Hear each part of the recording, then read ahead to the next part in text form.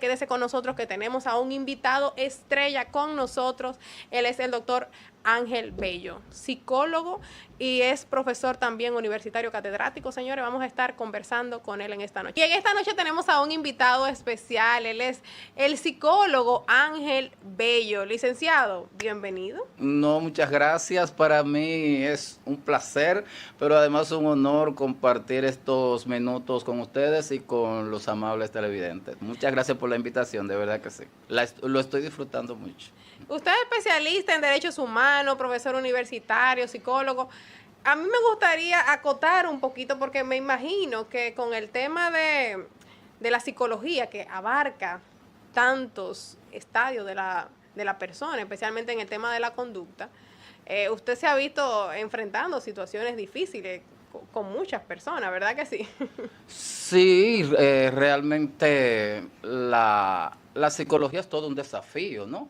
Y todo lo que tiene que ver con el estudio y el seguimiento, el manejo del comportamiento humano. Es decir, todas las ciencias del comportamiento humano tienen ese desafío de que no se trata de campos de investigación exactos, ¿no? De que se trata de dimensionar exactamente lo que es el complejo comportamiento humano, que no es tan fácil pronosticarlo, que no es tan fácil predecirlo. Por eso, en materia de psicología, en materia de comportamiento humano, hablamos más que de un pronóstico exacto, hablamos de probabilidades. Si un niño es educado así, muy probablemente cuando sea adulto, pero no necesariamente, porque con el ser humano puede pasar cualquier cosa, es decir, cualquier resultado, porque las variables, tanto medioambientales como las variables que tienen que ver con la genética, las variables que tienen que ver con la biología del ser humano, se combinan de manera distinta en diferentes individuos y el resultado puede ser distinto. Y eso tiene una relación con el tema de los derechos humanos y el tema de la convivencia, porque hablar de derechos humanos es hablar justamente de vida en democracia, y la vida en democracia te lleva a ti a los temas de tolerancia, a los temas de diversidad, a los temas de entendernos en nuestras diferencias, a los temas que tienen que ver con que somos muy distintos, pero el mundo, el espacio es de todos. Sí, y a mí me gustaría justamente porque el tema que vamos a estar tocando en esta noche es el tema de la convivencia pacífica. Así es. Aquí, lamentablemente, incluso hoy mismo que se ha viralizado en redes y demás, aquí hay accidentes de tránsito provocados por la imprudencia y la violencia de conductores. Es decir, un conductor se me atraviesa en una intersección y yo, en vez de dejarlo pasar, lo choco. O sea, a propósito, no fue que fue un accidente, fue que yo impacté mi vehículo para demostrarle que esa imprudencia tiene consecuencias. O sea, aquí tenemos un nivel de violencia y se ve, por ejemplo, en el tema de las calles. Menciono el tránsito porque es algo que vivimos mucho, lamentablemente, en diferentes formas, que quizás son... No, y recuerda que somos líderes en materia de accidentes y de tenemos, tránsito. exacto, nosotros tenemos, estamos a la cabeza en el mundo de muertes por accidentes de tránsito. Así es, sí, la violencia vial, como se denomina, Sí. es apenas una de las manifestaciones del ambiente de violencia, del ambiente de agresividad que vivimos día por día, que vivimos cotidianamente. Porque así mismo como tú planteas el tema de la violencia vial, podemos hablar también de la violencia familiar, la violencia en las escuelas, la violencia intrafamiliar, la violencia de pareja, en fin. Y todos tienen como elementos comunes el tema de dos puntos fundamentales, que es en lo que nos enfocamos cuando le enseñamos a la gente a manejar conflictos de manera pacífica, porque recuerda que el tema de la violencia es un tema que, independientemente de que haya un sustrato biológico por aquello de la agresión que nos permite a nosotros, que está hecha, que está puesta ahí en el ser humano para la supervivencia, claro. para sobrevivir, pero entonces cuando hablamos de violencia, entonces estamos hablando de destrucción, de hacer daño. Entonces, en ese sentido, pues hay dos estrategias, digámoslo así, dos pilares en el manejo pacífico de conflictos. Conflictos repito o enfatizo que son inherentes a la convivencia humana. Eso es importante que lo puntualicemos. O sea, cuando hablamos de conflictos, estamos hablando de que son el resultado de las diferencias que hay en materia de tránsito, de familia, etcétera, etcétera. Entonces, para enseñar a la gente a manejar esas diferencias, que la va a haber siempre, uno va para acá, otro hacia acá, o los dos van hacia el mismo objetivo, etcétera, etcétera. Entonces hay que hablar fundamentalmente de dos pilares en ese manejo pacífico de conflictos. Uno tiene que ver con el manejo, la gestión de las emociones, y en el tránsito esas emociones afloran de manera muy abierta y muy rápido, ¿no? Claro. Y el otro punto tiene que ver con la comunicación. En este caso hablamos de comunicación asertiva.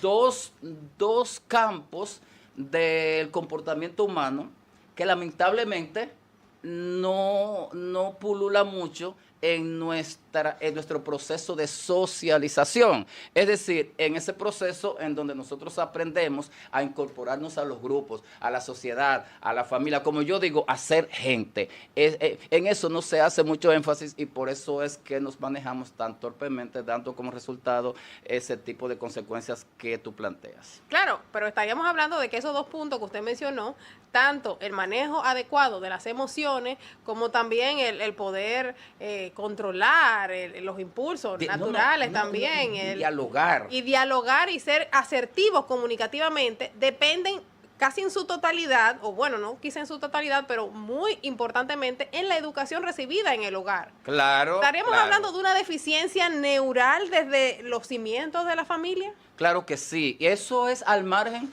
de que puede haber casos, y de hecho hay casos en donde hablamos de una personalidad que de una manera u otra puede estar siendo víctima de un trastorno, ¿no? Porque hay casos específicamente en donde se ha demostrado los últimos estudios en donde más allá del tema del ambiente hay un tema de un sustrato biológico que se está viendo afectado. Estoy hablando en términos cerebrales. Pero independientemente de eso, ciertamente nos enfocamos en el tema de la educación, que en la familia nos enseña a dialogar. En la familia, papá y mamá normalmente no son referentes, modelos de que nuestras diferencias nos sentemos a hablarla, a conversarla. En la escuela con mucha frecuencia, pues los maestros no son necesariamente referentes en términos de manejo de conflictos, sino que tradicionalmente son sencillamente la autoridad que ordena, etcétera, etcétera, pero que no escucha, que no se sienta a dialogar, que no escucha a los estudiantes, que no es abierto, etcétera, y que no están educados ellos mismos en el tema de los derechos humanos que son fundamentales para abrir un espacio de diálogo y escuchar a todos, ¿no? La libre expresión, y eso es importante, ¿no? En el tema de manejo de conflictos, pero tampoco, y pienso que pienso que debe ser un mensaje importante para la nueva gestión del ministro de Educación, enfocarse mucho en la formación de mediadores. Eso es fundamental, mediadores en las escuelas, y que el docente sea experto en este tema. ¿Por qué? Porque muchas de las situaciones de conflictos, no solamente en la escuela, sino en el tránsito, en la familia, en donde sea, en donde tú y yo no podemos resolverlo con nuestras propias herramientas de comunicación porque estamos enfrentados, porque nos estamos agrediendo, etcétera. Un mediador calificado puede hacer un trabajo importante, y el trabajo del mediador es un trabajo que requiere entrenamiento, es un trabajo delicado, es un trabajo profesional. O sea, el tema de mediación va mucho más allá de la formación específica en que tú y yo nos entendamos. Ya cuando viene un tercero, entonces ese rol requiere de mucho entrenamiento. Entonces, ciertamente, para concluir esta parte, te puedo decir que es un tema fundamentalmente de educación, no solamente en la familia, sino en las escuelas. Eso es fundamental. Considera que obviamente se está haciendo una readecuación curricular a nivel educativo, se está procurando que los niños tengan dentro de todo su entrenamiento educativo a nivel por lo menos público. Sabemos que el ambiente privado quizá, aunque tengan unas regulaciones, tienen otro currículum, a veces tienen algunos temas que son puntuales que ellos quieren intervenir. ¿Usted considera que aquí estaríamos próximos a que la educación integre este entrenamiento en los niños en las escuelas públicas?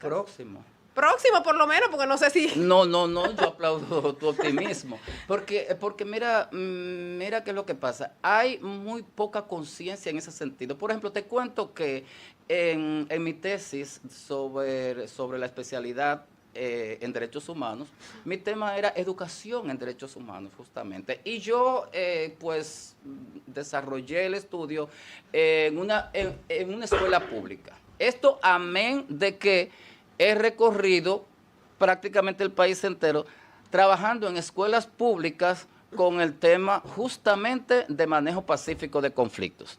Pero específicamente en lo que tiene que ver con la tesis, encuestas y todo esto, yo me quedé sorprendido, entre comillas, porque de alguna manera ya uno conocía. Uno se lo espera. Sí, que los docentes, en sentido general, no sabían, número uno, no sabían el concepto de derechos humanos. Tenían una distorsión con respecto al concepto de derechos humanos, número uno. Número dos, cuando a ellos se les mencionaba derechos humanos, que luego se les explicaba qué son los derechos humanos. Entonces, la justificación que daban ellos con relación a no educar a los niños en derechos humanos era que después como que se ponían muy desobedientes, como que se conocían demasiado sus derechos, porque ellos entendían que educar en derechos humanos es educar moral y cívica en deberes, sencillamente. O sea, te digo esto porque todavía estamos en ese sentido muy imberbes con relación al manejo del tema y esto lastimosamente pues lo podemos ver en los educadores, no solamente en las escuelas públicas. Recuerda que recientemente pues el ministro de Educación Superior pues de alguna manera logró que la enseñanza de la Constitución en las universidades pues que sea de alguna manera obligatoria, o sea, porque también a nivel superior uno está viendo este tipo de falencias. Entonces, es importante entender que el manejo de la violencia, el tema de la convivencia pacífica como tal, como te decía fuera del aire, incluye que nosotros nos podamos entender, y eso comienza con la familia. En la familia todos somos diferentes, nadie es idéntico a nadie. Ahora, el hogar es de todos. No se trata de darle para abajo a uno porque es diferente, excluirlo del grupo, matarlo, sacarlo. No, tenemos que trabajar en esas diferencias, que comienza con la familia, pero también se va a la escuela, al barrio, etcétera, etcétera, y se va a la expresión más, digámoslo así, más planetaria de esa convivencia que es la ONU, justamente a propósito de la celebración de la Asamblea. Entonces, ¿qué? Hay que enseñar a manejar esas diferencias porque en ese marco del manejo de las diferencias, en ese marco es que se promueve la paz, un ambiente de paz necesario para la satisfacción, para el desarrollo de la personalidad que incluye los demás derechos fundamentales. O sea, fíjate bien la importancia del concepto de paz, la importancia de enseñar a la gente a manejar conflictos pacíficamente, porque esa es la plataforma del desarrollo de la personalidad y de una nación.